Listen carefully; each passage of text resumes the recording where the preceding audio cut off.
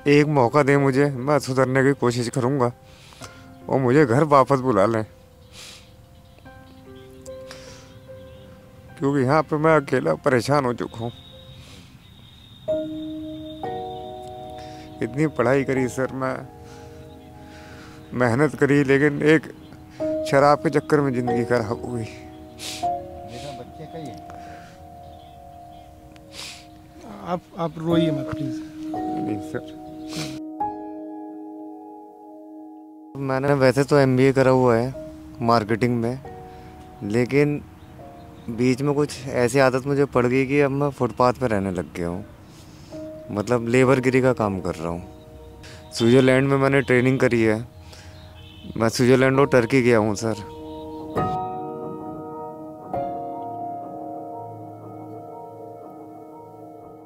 एक कहानी का दूसरा पहलू ये भी नज़र आता है कि इन्हीं रैन बसेरों के, इन्हीं आलीशान रैन बसेरों के बगल में आपको कई लोग सोते हुए मिल जाएंगे।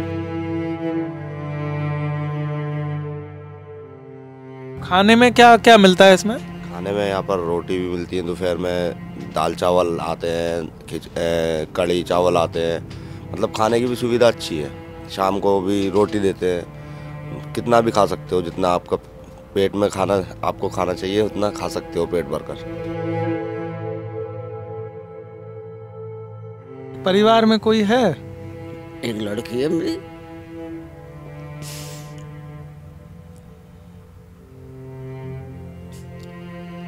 लड़का हो तो उम्मीद रखी जा सकती है ना।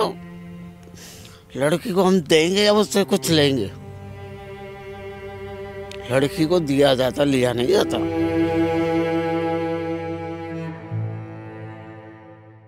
कितना अच्छा लगता है ना कि हम ऐसी ठंड में 10 डिग्री अभी तापमान हो रहा है, हम नोएडा के स्टेडियम में बैठे हुए हैं और 10 डिग्री तापमान में आपको आग मिल जाए तो एक अलग ही सुकून मिलता है जैसे। और ये मज़ा तभी है जब आप अपने घर के करीब हों। आग सेक कर आप जाएंगे, अपने बिस्तर में सो जाएंगे। लेकिन ये कहानी का सिर्फ एक पहलू है। कहानी का दूसरा पहलू है मेरे ठीक सामने। मैं हरी आपसे कहूँगा कि आप थोड़ा सा पीछे चलें और हम जिस जगह पर मौजूद हैं ये नोएडा स्टेडियम में एक रैन बसेरा है। यहाँ पर जो अभी ठंड, जो कड़ाके की ठंड पड़ रही है, उसमें कई लोग इस रैन बसेरे में अभी अपना बसेरा बनाए हुए हैं और हम आपको इसके अंदर भी ले चलेंगे और कुछ लोगों से हम बात करेंगे कि इस ठंड में उनके लिए रैन बसेरा किस तरह से मदद कर रहा है और किस तरह से उनकी ज़िंदगी को थोड़ा आसान कर रहा है। चलिए अंदर चलते हैं।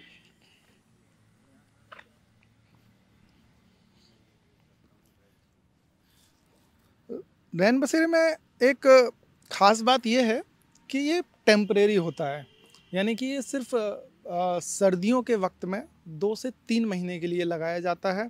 और आप देख सकते हैं कि ये बेम्बू से बना हुआ है और इसमें साधारण सी टाट फट्टी टाइप की चीज़ें लगी हुई हैं। और अंदर हम चलेंगे तो अंदर भी आपको एक साधारण सी कालीन सी नज़र आएगी और यहाँ पर कुछ जूते पड़े हुए हैं। यहाँ पर कुछ लोग आप देख सकते हैं कि कई सारे लोग एक लाइन से लेटे हुए हैं। ज़्यादातर लोग अभी सो गए हैं, कुछ लोग अभी जाग रहे हैं। हम उनसे बात करेंगे, उनसे पूछेंगे। जूते मैं यहाँ पर उतार लेता हूँ। दादा क्या नाम है आपका? बेटा मेरा नाम अजय कुमार। बैठ जाऊँ? अरे बिल्कुल। अब तो बैठ ही गए। मेरा नाम अजय कुमार है बेटा। अजय कुमार जी। तो ये जो रैन बसेरे का पूरा इंतज़ाम कर रखा है, तो कब से है ये इंतज़ाम या आप कब से आ रहे हैं यहाँ? लगभग मैं 8-9 साल से आ रहा हूँ। 8-9 साल से? हाँ। हमेशा यहीं पे मिलता है? हाँ यही मिलता है, लेकिन पहले कुछ खाने पीने को मिलता था, लेकिन अब नहीं मिलता। अब तो 40 साल का आदमी है उसके लिए भी वही चीज़ है, 70 साल का है उसके लिए भी वही चीज़ है। कुछ तो छूट होनी चाहिए ना। सुबह रात को 7 बजे से लेके सुबह 7 बजे तक है। अच्छा, उसके बाद फिर यहाँ से जाना पड़ता है? जाना पड़ता है, लेकिन वही परेशानी है बेटा। रैन बसेरे का मतलब ये है कि कोई बड़ा बुजुर्ग है तो उसके लिए 24 घंटे होना चाहिए, 24 घंटे होना चाहिए। तो कौन कहता है कि दिन में सर्दी नहीं पड़ती, रात को ही सर्दी पड़ती है। तुमने रात की सर्दी का तो कर दिया और सुबह 7 बजे निकाल दिया, उसके बाद हम सर्दी में मर गए तो। क्या करते हैं आप? अभी तो मैं कुछ नहीं कर रहा हूँ, मैं मांग के खाता हूँ। अच्छा। पहले मैं मैकेनिक था, अच्छा, किस चीज़ के मैकेनिक थे? मशीन मैकेनिक, एक्सपोर्ट लाइन में सिलाई मशीन का। अच्छा, सिलाई मशीन सुधारते थे आप? Single handle, double handle, overlock, फिडॉप, सब सारे। काम क्यों बंद कर दिया? अरे एक उम्र भी तो होती है जो उसमें छोटे छोटे पार्ट पुर्जे होते हैं। अब जब मेरी आँखें काम नहीं करेंगी, हड्डियाँ काम नहीं करेंगी तो मैं कैसे कर लूँगा? जो काम मैं 5 मिनट में कर देता वो आज मेरे से 5 घंटे में नहीं होता, तो अपनी बेइज्जती कर मुँह। भाई जो आदमी ये जानता है कि अजय कुमार मैकेनिक 5 मिनट में जो काम कर देता था आज वो 5 घंटे में नहीं करता, तो अपनी इज्जत रखने के लिए 5 घंटे के बाद भी गारंटी नहीं कि वो सही हो जाएगी, लेकिन पहले गारंटी थी, पहले गारंटी थी। मैं मैकेनिक हूँ था, लेकिन अब नहीं हूँ। कितने टाइम से काम बंद है? मैं 1985 से कर रहा हूँ मशीन मैकेनिक का काम, और कंपनी का नाम भी बता सकता हूँ मैं, C51 नाहद ब्रदर्स, सेक्टर 57। और रहता था मैं ESI colony, sector 56, 34 number, type 3 में। और परिवार में कोई है? एक लड़की है मेरी।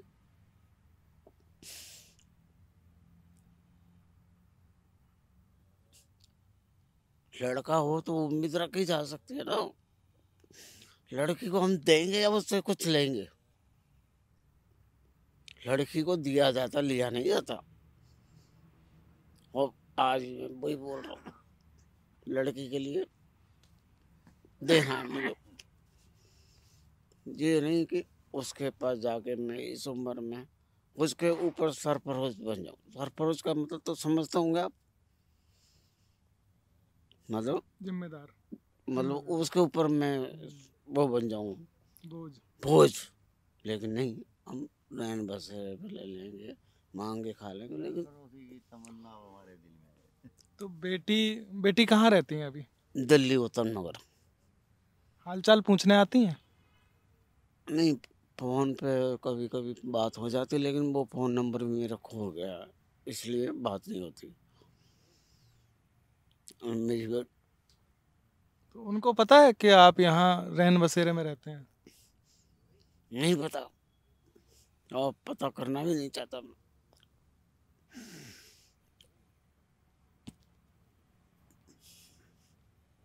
देखो, मैं बहुत भावुक आदमी हूँ,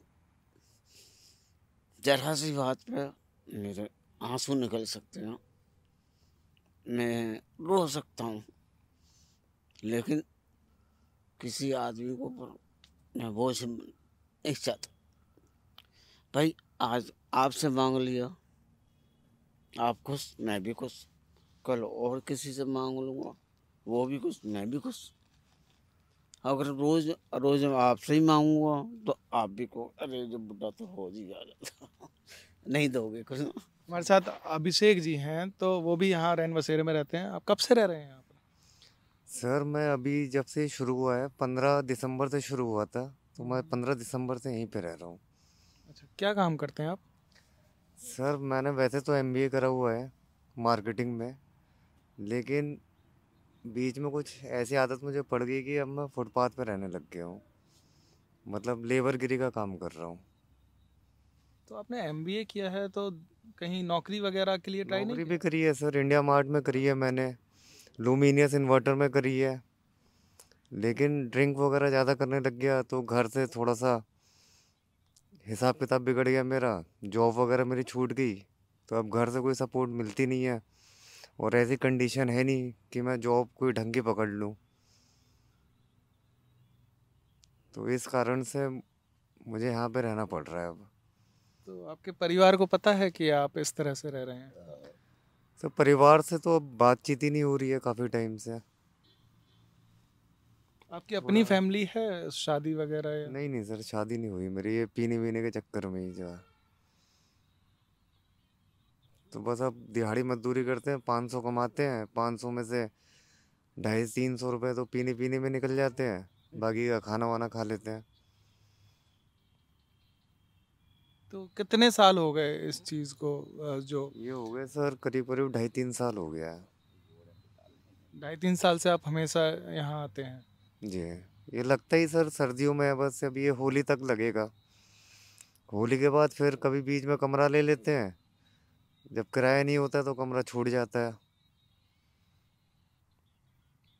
तो आपने एमबीए की है, आप इतनी अच्छी अच्छी कंपनी में काम भी कर चुके हैं, तो अब ट्राई नहीं करते हैं आपकी फिर से नौकरी सर मिल अब जाए? ऐसी कंडीशन तो नहीं बची, ना तो कमरा है, ना फॉर्मल कपड़े हैं, जूते हैं, मोबाइल है, ना 1 महीने का खर्चा है।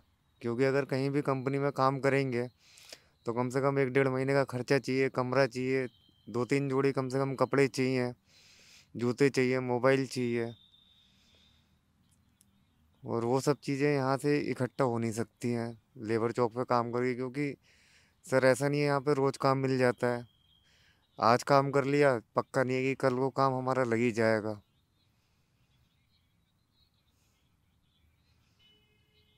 तो सर अगर मेरी फैमिली भी देख रही होगी तो मैं यही बोलना चाहूँगा कि मुझसे गलती हुई है, अब मैं खुद सुधरना चाहता हूँ और ये सब छोड़ना भी चाहता हूँ, पीना वाना। अब पता नहीं वो माफ़ करेंगे नहीं करेंगे, वापस मुझे बुलाएंगे नहीं बुलाएंगे।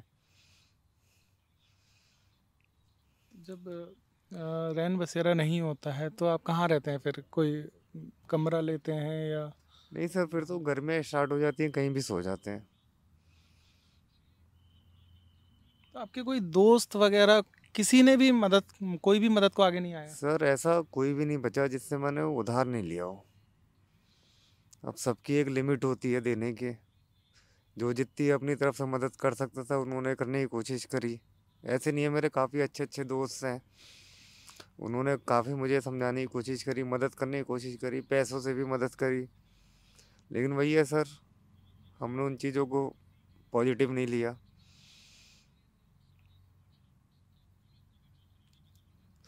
तो कुछ कारण बन गए जो यहाँ पे पड़े हैं।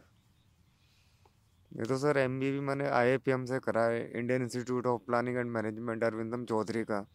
स्विट्ज़रलैंड में मैंने ट्रेनिंग करी है, मैं स्विट्ज़रलैंड और टर्की गया हूँ सर, 4 महीने की वहाँ पे मैंने ट्रेनिंग करी है। मेरे पिताजी रेशम विभाग सेरिकल्चर डिपार्टमेंट में असिस्टेंट डायरेक्टर से रिटायरमेंट है, 2 मकान है मेरे मेरठ में, एक दुकान है, घर परिवार सब अच्छा है सर। तो अभी कोशिश नहीं करते हैं आप कि घर पर बात की जाए एक बार? सर अब तो बहुत टाइम हो गया बात करे हुए, अब तो मैं खुद भी नहीं करता हूँ, मुझे खुद ऐसी आदत पड़ गई है यहाँ पे। कोशिश तो आप कर सकते हैं कि एक बार आप कोशिश कीजिए, कि हो सकता है कि चीज़ें बदल जाएं कुछ। बस सर अब देखेंगे कोशिश करके फिर से। हो सकता है ये वीडियो उन तक पहुंचे और वो कोशिश करें वहाँ जब भी से। मैं खुद आया सर, लल्लन टॉप तो मेरे घर में देखते भी हैं, लल्लन टॉप जी के एक रिपोर्टर भी हैं बड़े बढ़िया जो है, उनका मुझे नाम ध्यान नहीं आ रहा लेकिन मुझे शक्ल ध्यान है उनकी, मैं खुद वीडियो में देखता था उनकी।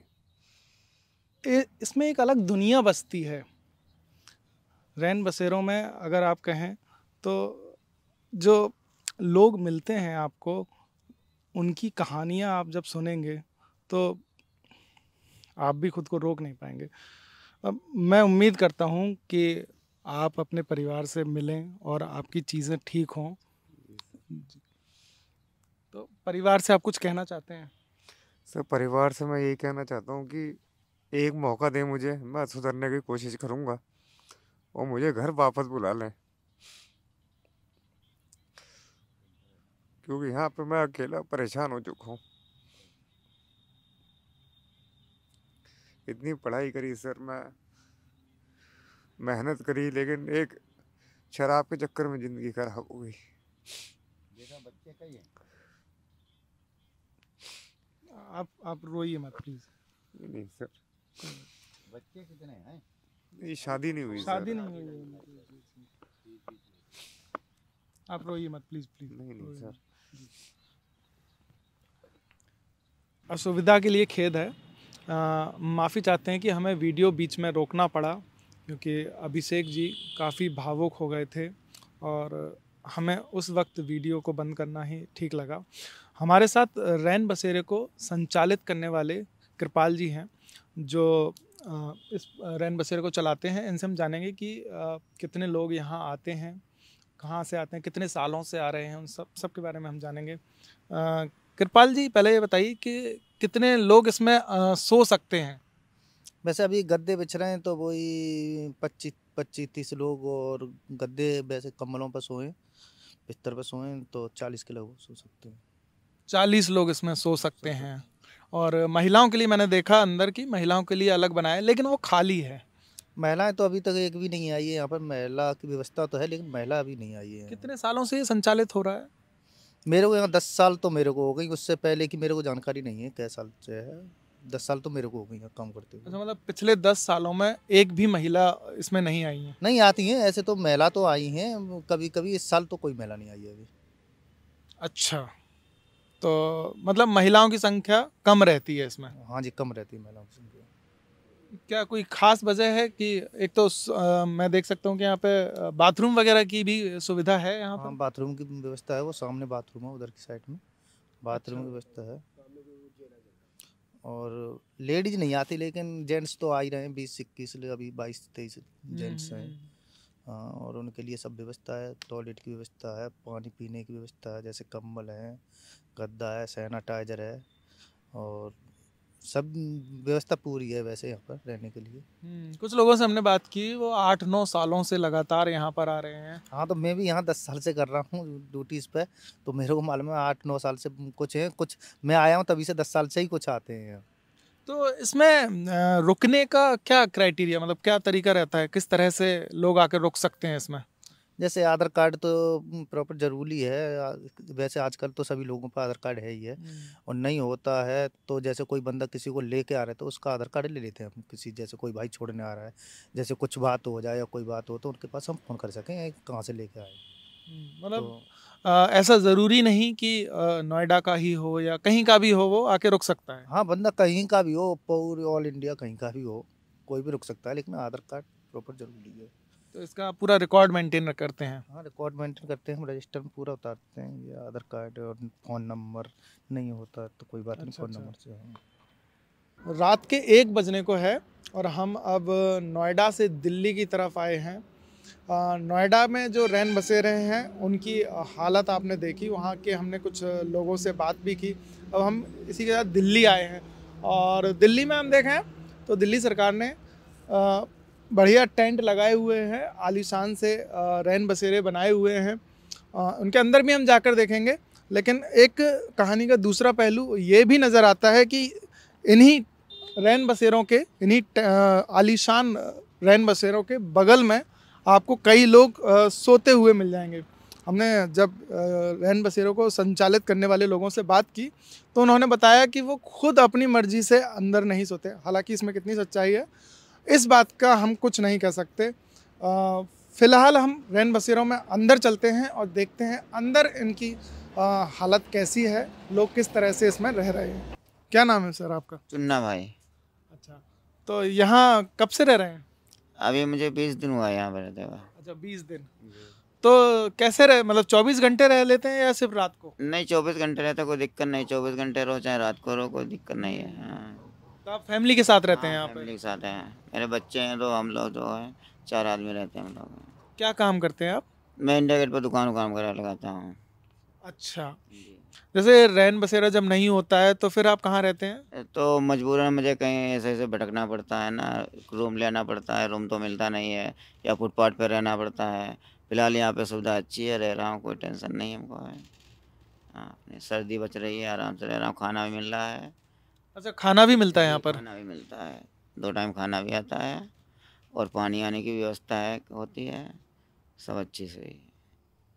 जी, और यहाँ भी एक परिवार और है। ये वाला दरअसल ये वाला जो रैन बसेरा है, इसमें जो अलग अलग कंपार्टमेंट बने हुए हैं, ये वाला कंपार्टमेंट इसकी हम बात करें तो इसमें फैमिली सारी स्टे कर रही है, फैमिली रह रही है। तो एक फैमिली यहाँ पर भी है, हम उनसे बात करेंगे। क्या नाम है आपका? जी इकरार नाम है। इकरार जी। आपका नाम? रुखसार। रुखसा। तो यहाँ कब से रह रहे हैं? हमें करीब करीब यहाँ 15 दिन हो गए। 15 दिन। तो यहाँ मतलब कैसी सुविधाएं वगैरह हैं? नहीं, अच्छी सुविधाएं यहाँ पर। सुबह नाश्ता मिलता है, दोनों टाइम खाना मिलता है, और ओढ़ने बिछाने के लिए बिस्तर वगैरह अपना यूज़ करो तो अपना कर सकते हो, नहीं तो सरकार की तरफ से भी है, कंबल वगैरह, बेड वगैरह, सब अच्छी सुविधा है। तो खाने में क्या क्या मिलता है इसमें? खाने में यहाँ पर रोटी भी मिलती है, दोपहर में दाल चावल आते हैं, कढ़ी चावल आते हैं, मतलब खाने की भी सुविधा अच्छी है। शाम को भी रोटी देते हैं, कितना भी खा सकते हो, जितना आपका पेट में खाना आपको खाना चाहिए उतना खा सकते हो पेट भरकर। अच्छी सुविधा दे रखी है सरकार ने। क्या काम करते हैं आप? भी हम मजदूरी का काम करते हैं। अच्छा। हाँ। आप क्या करती हैं? मैं कुछ नहीं करती। अच्छा, तो मतलब यहाँ पर आप पूरा दिन आप रुकती हैं, कोई दिक्कत नहीं होती है? नहीं, कोई दिक्कत परेशानी नहीं, सही है, अच्छा है। सरकार ने अच्छी सुविधा दे रखी है। ठंड से बच रहे हैं। क्या कैपेसिटी है इसकी? जी सर जी 20 बेड हैं और फैमिली है, 4 सेंटर 5 सेंटर हैं यहाँ पे। 4 तो सेंटर जेंट्स के लिए, एक लेडीज़ के लिए। अगर कम पड़ता है तो हम एक और खुलवा देंगे, मतलब ज़्यादा लेडीज़ हो जाती है, फैमिली हो जाएगी तब। तो ये दिल्ली सरकार की तरफ से इस रैन बसेरे का मतलब बनाया गया है। तो दिल्ली में कितने रैन बसेरे चल रहे हैं? सर जी रैन बसेरे तो शायद 400 सवा भी होंगे, इतना नॉलेज भी नहीं हमें पता कहाँ कहाँ है। और पूरी दिल्ली में है रैन बसेरे। पक्के वाले सेंटर भी हमारे नज़दीक में, अगर ज़्यादा हो जाती है तो पक्के वाले में भेज देते हैं वहाँ पे। अगर सिंगल लेडीज आती है तो वहाँ पे भी सेम प्रोसेसर जैसे यहाँ पे है वैसे वहाँ पे भी। मैं यहाँ पे देख पा रहा हूँ कि कई बेड यहाँ पर खाली पड़े हैं, लेकिन इसी रैन बसेरे के हम बगल में देखें तो कई लोग फुटपाथ पर सो रहे हैं। तो उनको अंदर आने की परमिशन क्यों नहीं दी गई है? हम जाते हैं सर रैक्शो करने के लिए, ऐसी बात है रात के टाइम में, पर वहाँ पे क्या है कि जो लोग आते हैं कम्बल वम्बल बांटने के लिए, तो दरगाह है तो मना कर देते भाई अंदर आ नहीं पाते। नशा वशा करने के लिए वो आ नहीं पाते सर्विस करके, आ नहीं चाहते हैं, वो आना नहीं चाहते हैं, वहीं रहते हैं वो लोग, आना नहीं चाहते हैं। हमारी रेस्क्यू टीम जाती है वहाँ में। जी हाँ, आना नहीं चाहते हैं वो लोग। करने के लिए लेके भी आए थे, हमारी रात को 2-2 गाड़ियाँ लग रही है रैक्शो के लिए, हम खुद भी जाते हैं लेने के लिए, पर कोई आता ही नहीं है। और काफ़ी बंदों को लेके भी आए हैं, ऐसी बात नहीं है। तो सुविधाएं क्या क्या आप लोग यहाँ पर? सुबह मतलब कि चाय नाश्ता आता है, उसके बाद में लंच, फिर डिनर आता है। जैसे आपने अभी बताया था कि एक शख्स की मृत्यु हो गई थी यहाँ पर, तो क्या हुआ था? बीमार चल रहे तो पहले भी, वो भी वैसे लेके आए थे उसको भी। जी रेस्क्यू टीम लेके आई थी उनको, पहले से बीमार चल रहे थे, उनको लेके आई यहाँ पर कुछ मेडिकल वगैरह की सुविधाएं हैं? बिल्कुल है सर, जो छोटा मोटा होता है उसके लिए तो रेस्क्यू हमारी टीम ने पूरा इंतजाम कर रखा है, ठीक है ना। बाकी चोट चाट के लिए जो भी कुछ है, लेकिन ज़्यादा प्रॉब्लम होती है तो उसको हम फॉरवर्ड कर देते हैं, अपने एम्बुलेंस बुला के एम्स में या मेडिकल्स वगैरह में जहाँ फॉरवर्ड कर देते हैं। इस तरह के नोएडा में, दिल्ली एनसीआर में, गुड़गांव में, गाज़ियाबाद में और पूरे देश भर में हज़ारों लाखों रैन बसेरे चल रहे हैं, जिसमें सर्दी से परेशान लोग, जिनके घर नहीं हैं, जिनके परिवार नहीं हैं, वो आके रहते हैं और अपनी ज़िंदगी गुजारते हैं। फ़िलहाल इस वीडियो में इतना ही। मैं दीपेंद्र गांधी आपसे विदा लेता हूँ। देखते रहिए दी ललन टॉप। शुक्रिया।